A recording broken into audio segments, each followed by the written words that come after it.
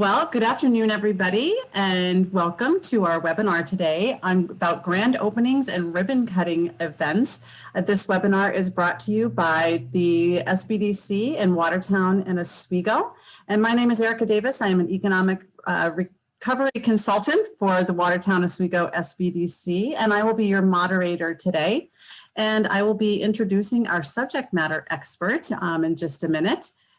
And let's see, before we get started, our topic today is one that I think is incredibly important. I think that the grand openings that we think about for our businesses, and especially ribbon cutting ceremonies, are so foreign, and actually I think a lot of times intimidating for people, that I think that it's a really cool topic to cover. And I also think that they're, very relevant to any businesses that are reopening right now, right? So that could be a few of you here that are thinking about that post-pandemic. So again, this is a conversation with our expert. I'm gonna kick off the Q&A with Mark here in just a second. So Mark, I'm just interested if you could tell us a little bit more about yourself for just a minute, and also specifically, how did you get into the ribbon cutting ceremony and wanting to help the new business owners with this particular aspect of getting open? Totally. Well, and I gotta look at my headshot. Boy, I clean up good. That's impressive. It's just like looking right at me. So I got into it because I wanted scissors. Like I wanted big scissors. But no, realistically, I actually got into real estate first. I've been in sales since I was probably 15 years old, but I got into commercial real estate. I was lucky enough to get in with the pyramid companies and do some of the mall leasing at Destiny and some of their other malls. And then I was, with a local developer. And when I was with a local developer, it was cool because I worked with a lot of small businesses. Like we helped a lot of small businesses get into space and get open and get operating. And, one of the things we found was, some of them make it and some of them don't. And being lucky enough to, kind of have a focus in retail, so we really focus on restaurants, retail, service uses, like places that people go. We found a lot of people made it, a lot of people didn't, and we really put a focus on trying to figure out like what were some of the key things that the successful businesses did, who made it long term and continued to expand. Also, looking at like what some of the key strategies from some regional and national businesses did to help them succeed. And we helped apply those to small businesses, so they could have a better chance. But the problem was it was a very long process. So, one thing we saw ribbon cuttings were something that people kind of talked about. Grand openings were lackluster. And what we did is we put a really kind of nice spin on it where, we built this ribbon cutting experience to help these businesses ramp up quickly. So instead of just being something where, 4 people show up and you cut a ribbon and get a certificate, it's something where you're really building a sense of community around your business, which is such an important part of business today. Very, very cool. Yeah, I think a lot of people are like, oh my God, this is something I should do, but I don't even know where to start, and so hopefully, you're going to be sharing some light on shedding some light on, what can you do and why. Yeah. Why too. So, well, thank you for sharing that background. Yeah, go ahead. Yeah, and one quick thing, because I know people that are just kind of watching this, ribbon cuttings, they're really not just for new businesses, especially coming off of 2020 and all the things that went with it. There's a lot of businesses that are opening that are saying like people don't really know or understand like what's going on yet. So maybe business is slow right now because, so this is like a great reopening strategy for people. Yeah, and I find too, like in my community, I'm like, okay, are they reopening? Are they not? That kind of thing, and being. Is there seating? Is there not? Yeah, absolutely. Right. So using this as a way to announce a reopening, and also anything that's different in your business, right, or that's been changed or adapted, to the pandemic and that kind of thing, for sure. So, so my first question to you, Mark, is what is a ribbon cutting ceremony? Absolutely. Like that's the question, right? And I use the terms interchangeably: ribbon cutting, grand opening. Somebody called it an epic kickoff. So like what it is it's really a celebration of your business, right? It's that chance for you to have, just like a wedding, just like a birthday party. It's a chance for you to bring people into your business and introduce them. So, when I tell people it's like a party, it's almost kind of like a kindergarten birthday party, right? Where not only are you doing it to celebrate something, but you're also doing it to bring people in and kind of introduce them to you, your business. And it's one of those things we spend a lot of money marketing is getting new people in. But it's kind of that celebration. And something that's interesting, this happened to me last year. We had somebody that came through the SBDC open a business, and she said she actually thought ribbon cutting signified like cutting a ribbon from her day-to-day job and her old employment, and like that, A little almost metaphorical. like yeah, like that, like the metaphorical entrepreneurial freedom. And it really Cool. is a little bit. It's that cutting that ribbon, and now I'm in the world as a business owner. Yeah, very cool. So it can mean a few different things to different people depending on what their situation is. But I love the idea of celebrating, right? Too, that counts for something. That's important. So why are these events important to a small business? So they're important for two reasons, and there's two different kinds of ribbon cuttings that, or grand openings that we talk about. One is what's called a soft opening, and one that's called like a grand opening, right? And most people are familiar with both, but just like a real basic definition is, Yeah. A soft opening is kind of meant for you to work out your kinks and your bugs, right? So you invite friends, family, like all those people who aren't necessarily my customer, but who support my business, right? Mm-hmm. And this is good for retail, service, anything. You kind of invite people in to give it a test run. Before you have 100 people in, you have 5 to 10 people in, and kind of work out your bugs and systems. So that way, like one of the things is, like accepting credit cards, doing gift card orders. Maybe you have an employee that you want to kind of have them try things before, live time. Mm-hmm. So the soft opening is really good to kind of work out your kinks. And then, the grand opening is really, it's important because it's the chance for you to get a lot of free promotion. It's a chance for you to build some excitement.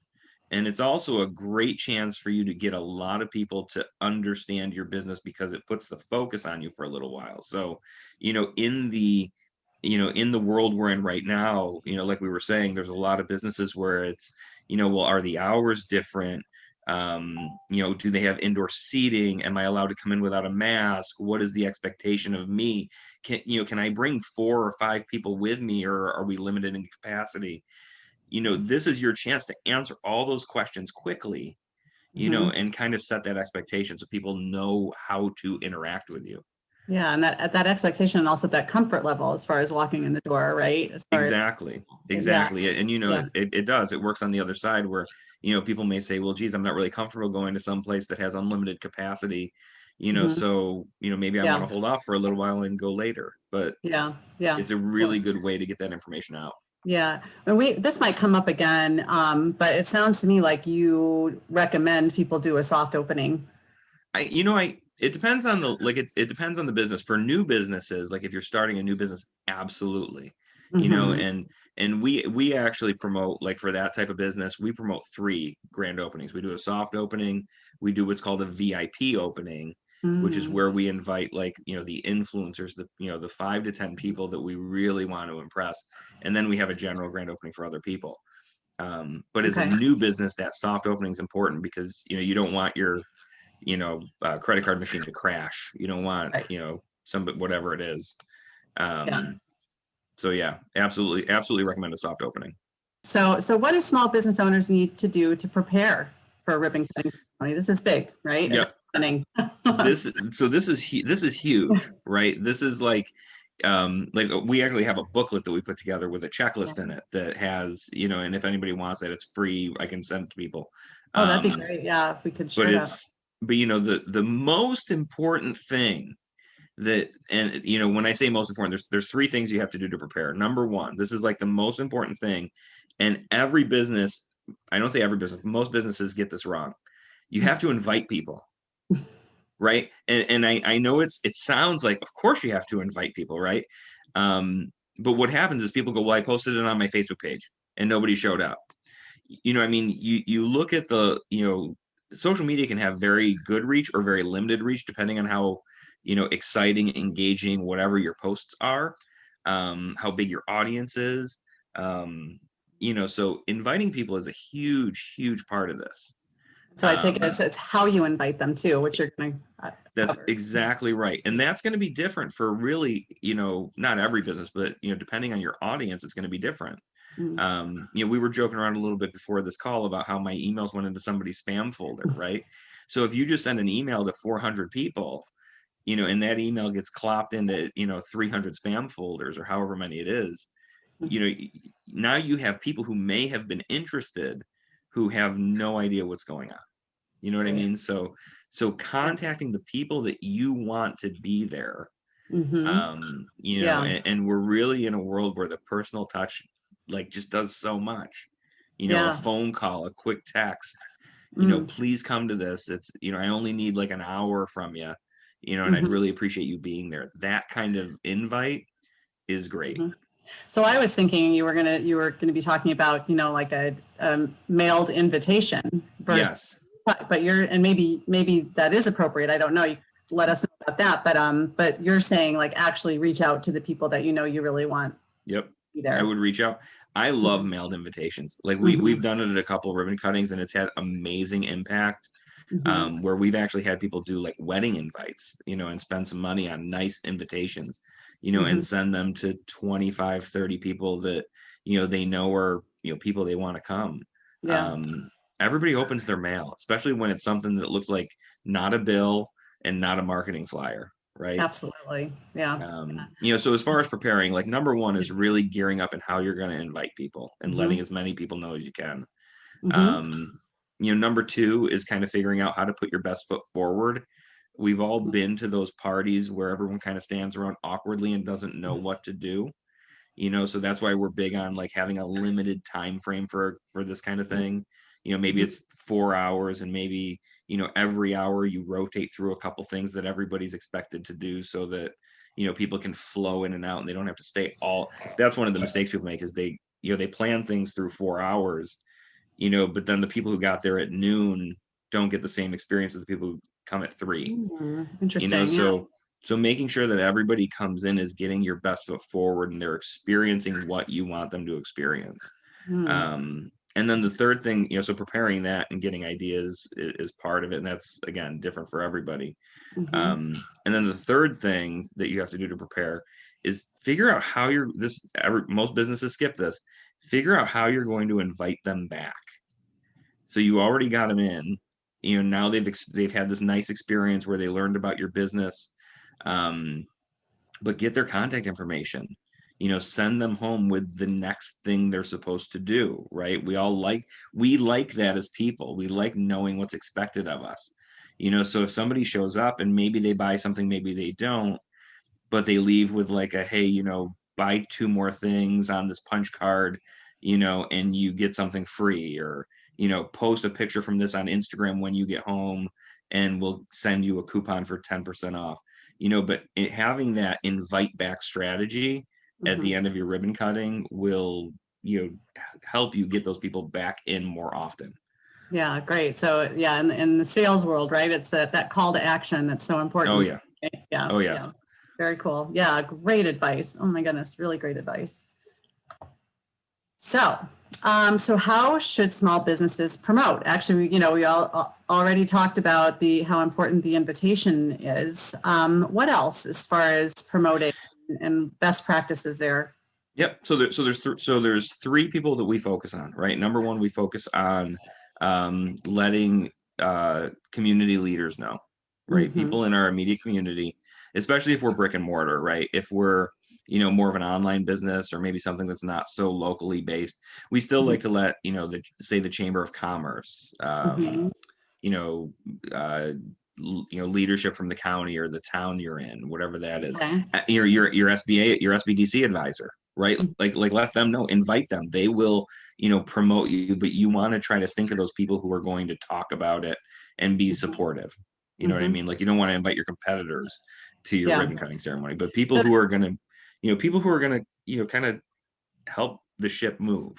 Yeah. I mean, is it appropriate to invite the mayor of your town? Yep, absolutely. Okay. All right. I mean, people are very intimidated, but like these people have Right. like they love going to this stuff because it's opportunity for them to be out in the community too. So Sure. invite those people. Right. And then the second group we really target is people who have influence in your niche or in your business. Mhm. You know what I mean? So if you're opening a brewery, or a tap room, we would say, well, who are like the beer people in your community? Like who on Instagram is local to you and does beer, right? And have them come and do a little review.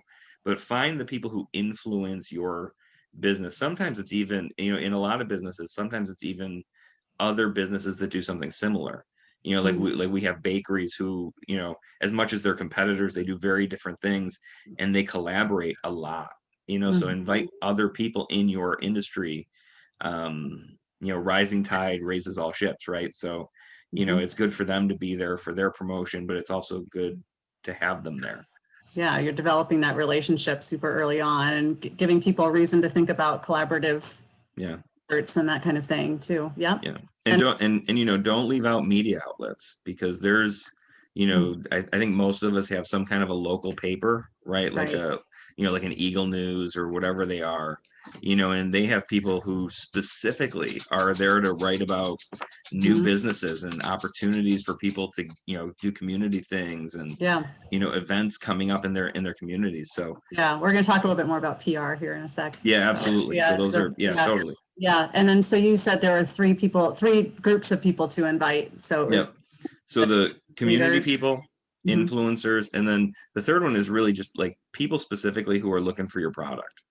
Mhm. So I mean, you want to try to find those, certain people, whether it's through referral from existing customers or, because what you don't want is people who just kind of come to hang out. It's great to have people who are actual customers and, Yeah. that can come through paid promotion on social media. It can come through, kind of finding other people who are using your product or service. But yeah. Mhm.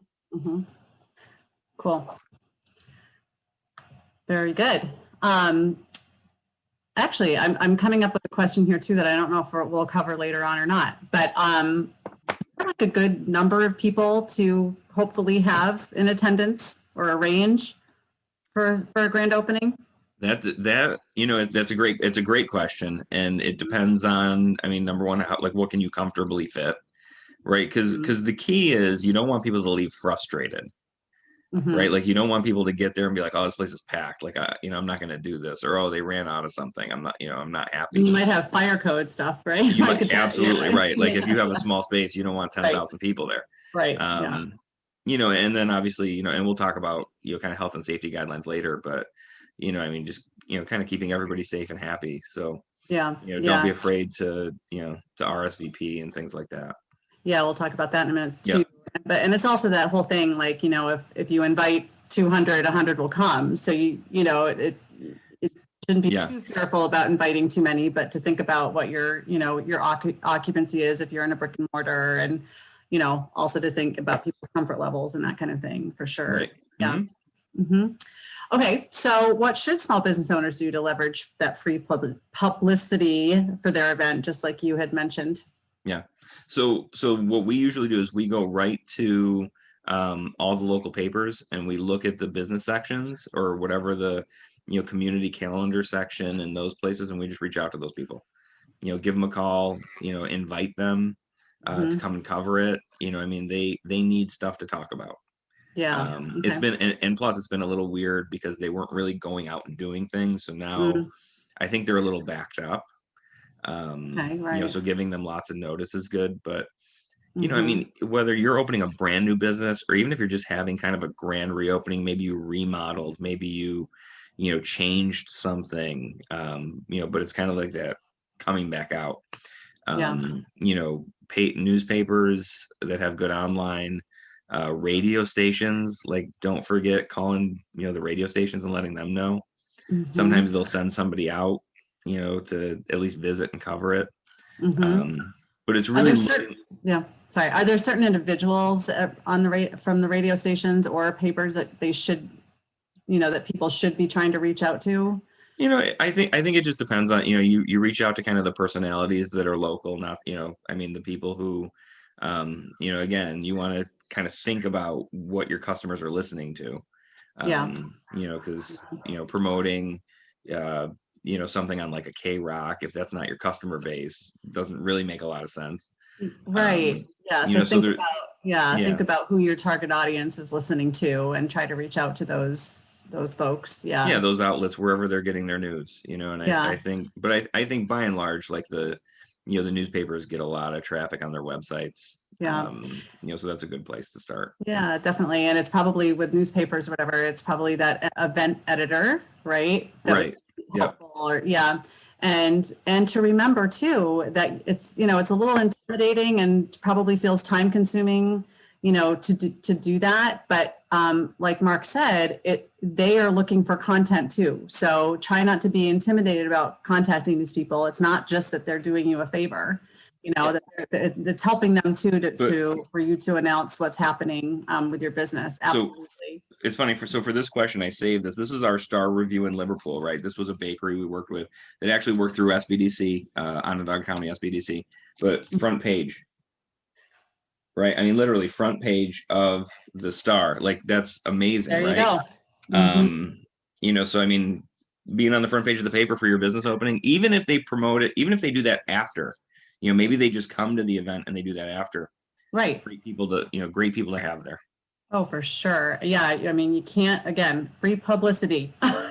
You can't stress enough the importance of it, right? Especially free good publicity. I mean, free good publicity. Right. Okay. So let's talk about those RSVPs and how they should be best handled for this kind of event. So the reason I love RSVPs for these kinds of events is because you know how many people are coming, right? And this also handles a little bit of that invite them back part, because if people are RSVPing for an event, then you're getting their contact information, you're getting their email address, maybe even their phone number, right? Right. So those people are going on to your your marketing list and all the other stuff that you can learn about from other SBDC things. We're not going to talk about those here. But and if you're inviting people, having people, even if it's just a Facebook event and people are clicking going, it gives you a gauge of how many people are going to show up, and then, say you have a Facebook event and you have, a small space and 200 people coming, then you can go back to that group because they're already engaged with the event and say, hey, fill out this form and pick some times, because we're starting and we want to service everyone really well. We're starting to get the capacity. Please reserve a spot. So and part of this is also why we like having those kind of 3 separate events, because the soft opening, having your mom there, or your dad there is awesome, right? But you don't necessarily want them taking up, people space when you're trying to conduct business with other people, right? So having them at the soft opening is great. Having the mayor there who might not be your customer, you want them there, right? Because you want to have that community building, but maybe they're in that VIP hour where these are people who are going to talk about your business to other people, right? And then so segmenting when you have people there is not a bad idea. So I know we talked about, mailed invitations, which are great, but, there are all these online invitation sites, and the one I've used before is completely escaping me at the moment. But they can be nice as far as the RSVP piece, right? Yep. It's really simple for you to keep track of RSVPs and that kind of thing. Do you find that to be a viable option versus mailed out? Yeah, I think like Eventbrite's great. I mean, there's a lot of good sites out there that you can use for online scheduling. And sometimes that's good. It really depends on the business. You know what I mean? Yeah. Because some businesses even have like, it's got to be a one-on-one thing. Like maybe my service is something that I really want to like connect with, so I'm just going to have 20 appointments in a row that day, and I want to RSVP it that closely, and that's my grand opening. Or maybe it's groups of people that I'm talking to, or whatever that is. But one of the keys to think about for RSVPs is it builds that scarcity, and everyone knows with marketing, like if there's only X number of spots, you're going to be more likely to get people to sign up for those spots. And you can always grow the number of spots, but you can't sell to empty seats, You know what I mean? Right. So saying, hey, we're going to have, we're going to have room for 40 people, Right. throughout that day. With the Please RSVP RSVP. date. Yeah. Right. Mm-hmm. And then, you know what, if you have one RSVP, which, you hate to talk about this, but it happens, right? Like people have events and nobody shows up. I've spoken to rooms of one person before, right? Yeah. It's tough. But you can, if you get to that point, you can always rain date it and say, you know what, hey, something came up. We're going to push it out Oh, 2 more okay. weeks because we only had this one person to sign up. Right. Right. So it is nice to have that hard information, on who's going to be there. Right, exactly. Yeah, you want to be in the know that way. So for sure. I mean, I owned a bookstore, coffee house, and did a lot of author events, and we couldn't RSVP those, and it was painful sometimes. Right. Never. So, but so those events that are very appropriate to invite an RSVP, it makes a lot of sense to do that and keep your sanity.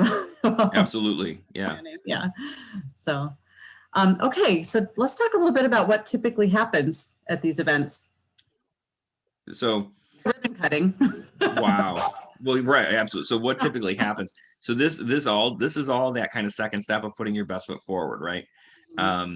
There's a couple different things that people do, but one of the key things, kind of going back to the RSVP, right, is you're working on building what we call the ideal customer experience, right? So a customer who comes into your location, whether it's your bookstore, your coffee shop, your restaurant, your whatever it is, you want them to experience almost, kind of everything you have to offer, the best stuff you have to offer, right? Sometimes that involves people waiting around.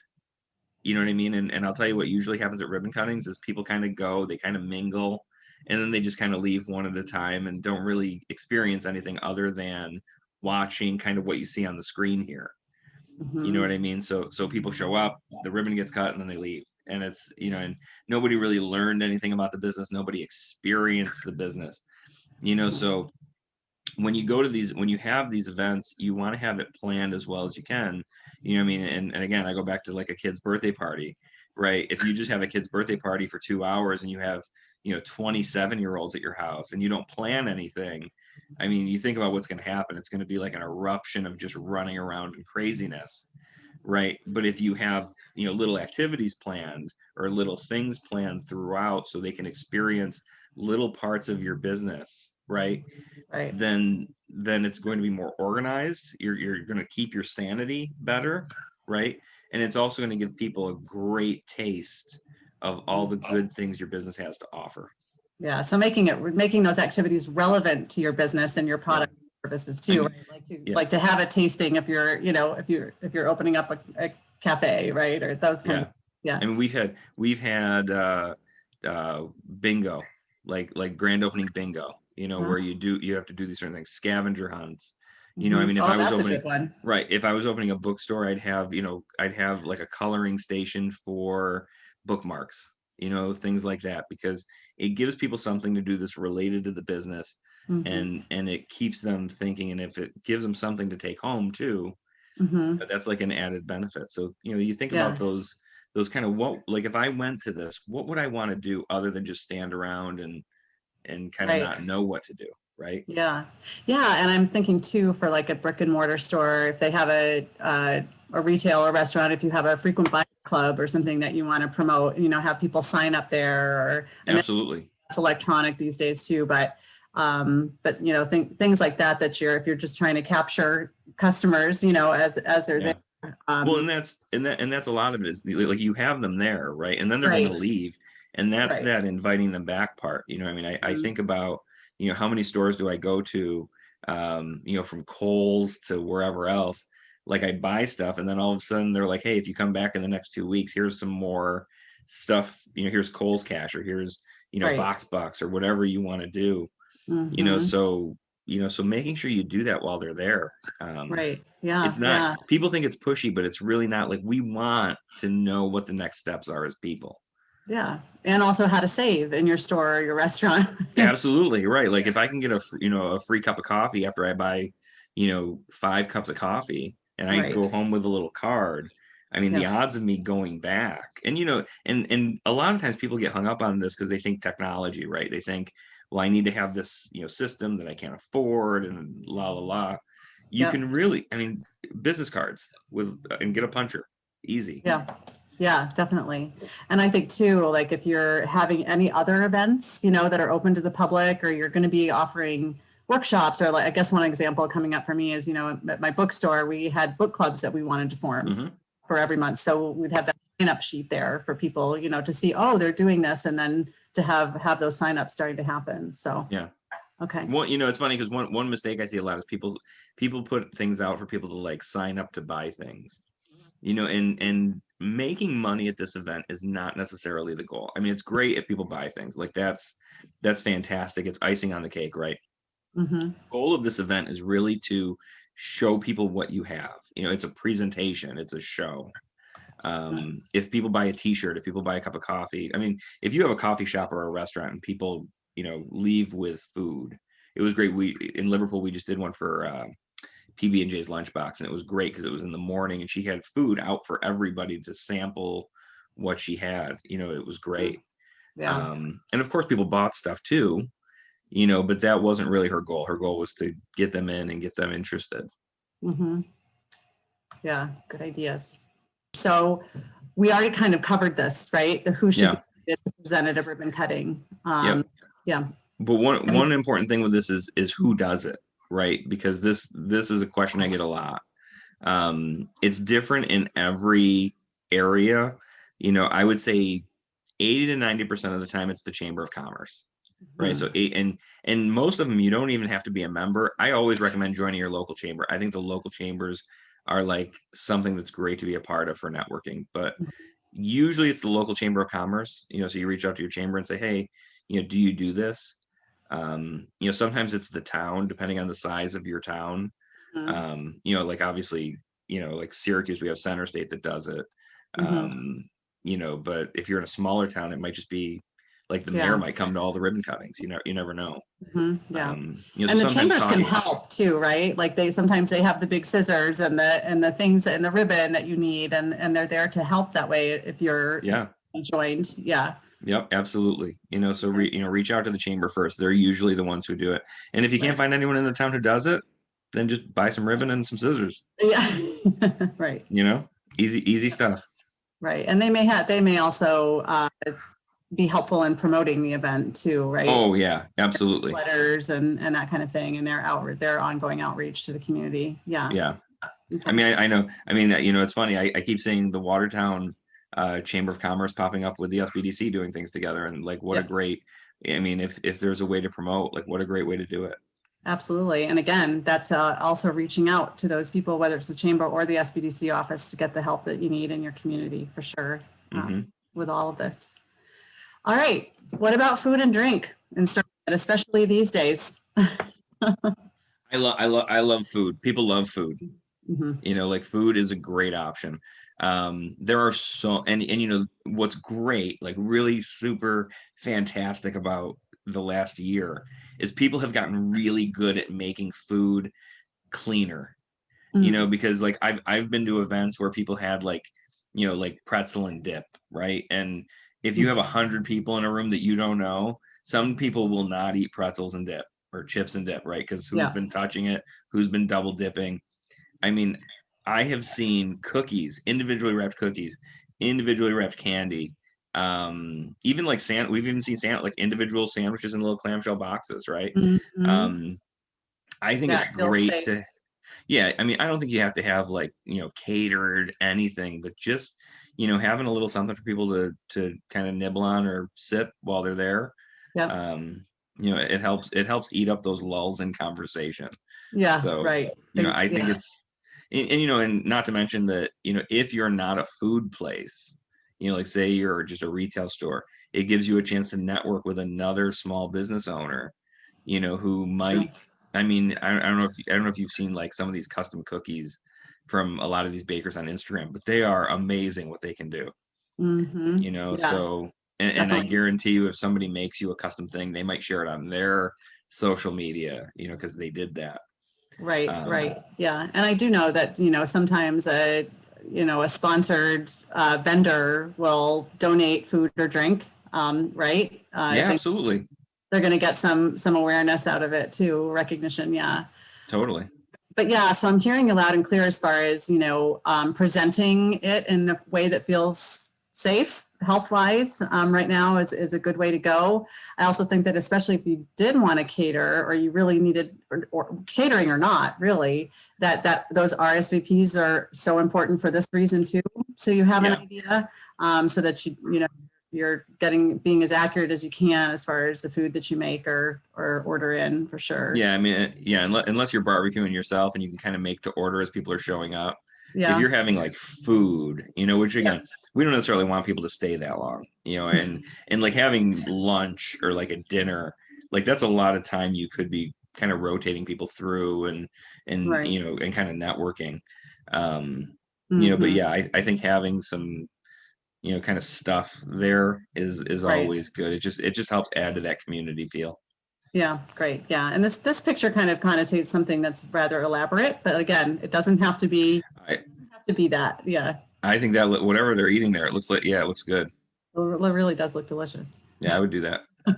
All right. So any other ways that, small businesses during their grand openings, what can they do to ensure the health and safety of their attendees? I love this question, right? Because, it's so interesting to me because we're coming out of whatever we were in for the past year a little bit, and people tend to jump the gun. Everyone's going, oh, okay, we're good. No more masks, no more whatever. I'm vaccinated. We're all, so people are like running out the doors, because we've been held in so much. Yeah. But there's still a lot of people out there who are uncomfortable, right? And as a business owner, it's kind of our job to be sensitive to that, and to, kind of accommodate anyone who's our customer. So clarity with this is key. And, and this is one of the tips that we've been giving lately, is just being really clear about what the expectations are. Do I have to wear a mask? Do I not have to wear a mask? Is there, even putting something on there, like we have hand sanitizer stations, we have, there's going to be individually wrapped food, but doing things to make people comfortable. Because I think from the safety guidelines, like every business is different. You have to look into, if you're still limited capacity or, I haven't really kept up on who can have full capacity and who can't yet. It's kind of business by business and town by town. And they're being given more choices now too, as far as their regulations and their specific businesses too. It seems that's right. Yeah. What you don't want is you don't want to turn someone away because they didn't know they, had some expectation, right? They didn't know they needed a mask, or maybe they show up and nobody's wearing them and they don't know if they can wear one, right? Or, I mean, even though of course you could, they don't know if they're welcome to. So, I think just being extremely clear with, with that is key. And in as many different ways as possible too, right? Like we were constantly recommending, make sure that your hours are accurate on your social media. Oh yeah. And on your site, and especially if you've got a grand opening happening, that to have that clarity and that communication happening beforehand, and so that people aren't awkwardly looking at the door, what's the rule here, and making sure it's consistent across the board too. Really helpful. Well, and that's one of the things we stress with these grand openings, is these are really a micro, kind of a micro example of how you're going to run your business long term. Absolutely. You know what I mean? So now you have practice inviting people, you have practice putting your best foot forward, and then you have practice re-inviting people. And if your business runs doing those three things, you're going to be successful. So whatever guidelines for COVID or safety or whatever you put in place, when people come to your grand opening, that should be your consistent, because what you don't want to do is make it really, really safe and clean at your grand opening, and then have somebody come back and it's just like, I mean, people are, elbow deep in chip dip and, licking their hands and whatever, so that consistency is really important. Yeah. You're creating your own standards, right, for your business. That's right. Communicated to staff for the grand opening, and then moving forward. It actually forces you to think about things, that you're going to do long term, because otherwise you're just kind of winging it. So it's a great opportunity to do that. Yeah, and hands-on experience actually doing it too, right? Okay, we can do this. Yep, absolutely. They're going to get cleaned every day, right? Several times a day, or this is part of the way we do things. Yeah, absolutely. That's right. Yeah. Yep. Cool. Anything else as far as safety guidelines, or anything that we've not, that's something that we haven't talked about that you really think that we should? before we? No, I mean, I think we nailed it. So like I said, I mean, the three Yeah. things are really just, kind of make sure to invite people, and, Mhm. and really just, one post on social media is not enough.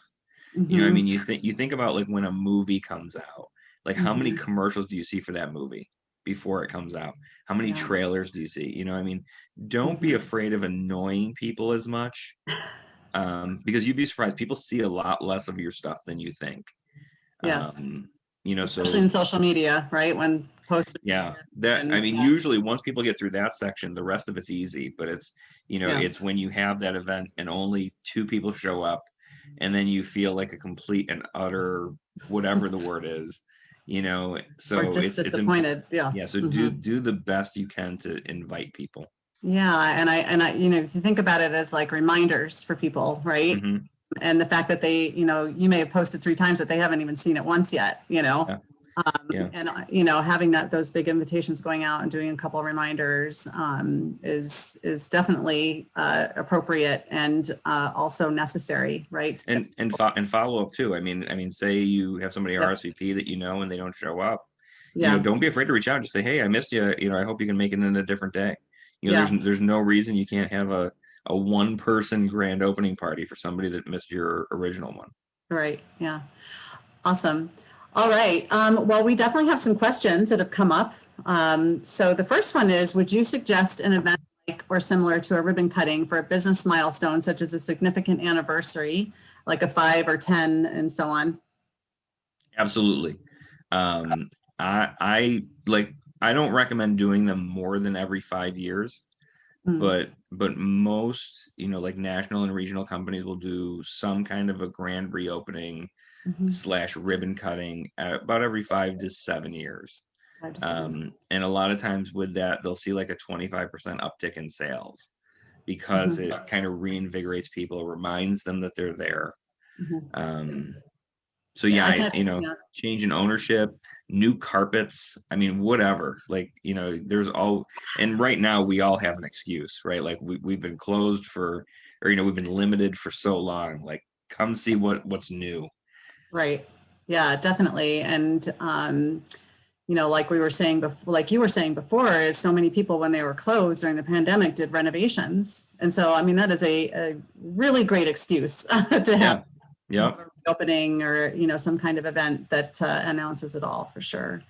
Okay, so Tina says that they're in the town of Granby with a Fulton address. Would you suggest we invite both the town supervisor of Granby and Mayor of Fulton? Absolutely. I mean, I think, it's funny, like the smaller towns are always more effective. Like the town supervisors in the smaller towns. I love when they show up because they just love coming to stuff and they're so supportive, and they will tell everybody they know about it.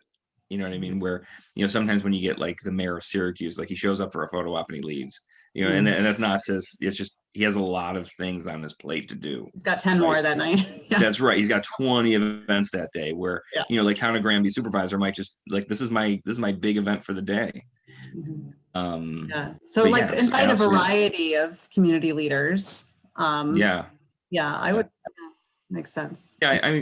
I think variety is kind of the key. And I think, if you can handle the capacity of the people, open it up. I Mhm. mean, we're all out here to build community right now. We've been over Zoom and apart from each other for so long. I think people are just looking for great ways to, network and get together, and absolutely. Mhm. For sure. Okay, a couple other questions. Have people been doing virtual grand openings during the pandemic? So virtual is the So key. we did. They're a lot harder. Mhm. It's more difficult because you really, it's just a video, and I know with the Liverpool Chamber, the Liverpool Chamber's done a phenomenal job over Mhm. the past year of kind of keeping their businesses involved. But Yeah. it's just a Facebook Live.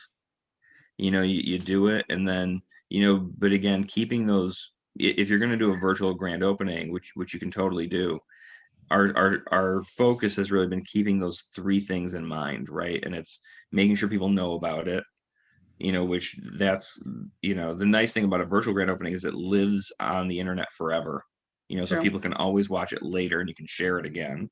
Mhm. Making sure you're talking about the things that people are interested in, like why would I want to come there later, or what, how can I virtually do business with you, setting those expectations, Mhm. and then just making sure that the people who come, you kind of find a way to get their information. Mhm. Whether it's, hey, let me send you a, buy, spend 5, get 5 or whatever. So give me your email Right. address so I can contact you later. Right. So important. Um, so another question that we had is, what is like the best grand opening you've ever been to? Oh my God. I don't want, this is public, so I don't even know if I want to say, because I don't want to make anybody sad. But Oh, I mean, so here's what I will say. Like I've been to hundreds of grand openings, so it's hard for me to pick a favorite. But some of the best things, right, that I've taken away from grand openings, I'm going to go with that instead. mm. Um, Mhm. I was at this grand opening. They did a multi-business, because it was in a village, right? And they did like this multi-business outdoor like scavenger hunt, and it was so cool because they involved other businesses that Mhm. weren't necessarily like competitors or partners or anything, but they were just other businesses in the area, and they teamed us up with people, so we kind of met people that we didn't really know. Mm. It was really cool, Mm. like it was creative. They did a ton of just planning on it, and I think that's what Right. it was, because it was the experience, right? It was like you left and you had a ton of fun, Mhm. you remembered the business, there was a ton of social media from it, like a lot of pictures and Right. promotion, but that was the best one I was ever at. I'm not going to say the business name, because if they're listening, they'll know, and if they're not listening, they won't. They should be listening though, because I shared this a bunch of times. Anything else, Mark, that you would like to add? No, I mean, I think we covered a lot of things. I mean, Yeah. if you're opening a business, or and I think, some people even think, what if I opened last year, and I think even if you opened last year, you can still right now do a re-grand opening. Right. Because people are just like that, providing clarity for people as to how you're operating in 2021. Mm-hmm. It will take you a long way. And do you think that people are really ready to come to grand openings yet? Yes. It's about timing that way. Yes, you do. Yes, but we talk about this all the time. The 2020 year had a lot of awful things to it, but Mm-hmm. we also took it, like if we're good business people, we took a lot of great things out of it. Mm-hmm. So one of the great things is we're all very comfortable on video now. So if you have a grand opening, and we touched on this a little bit, but have a virtual option. Even if it's just a 10-minute at the end where you do a quick video walkthrough of your location, and invite people who are uncomfortable coming in. Mm-hmm. Like I mean, I remember a year and a half ago, I was terrified of using Zoom, and now I feel like haven't been off it for four months. Right. So, so Yeah. you use those tools that you have now to make it even a broader reach. Right. Yeah, definitely. And it also just spurred a thought from you too, that another way to promote would be to have just a little 1 or 2 minute video your grand opening. You could reiterate, why it's going to be safe, why people might want to show up and the fun things that are going to be happening there and that kind of thing too.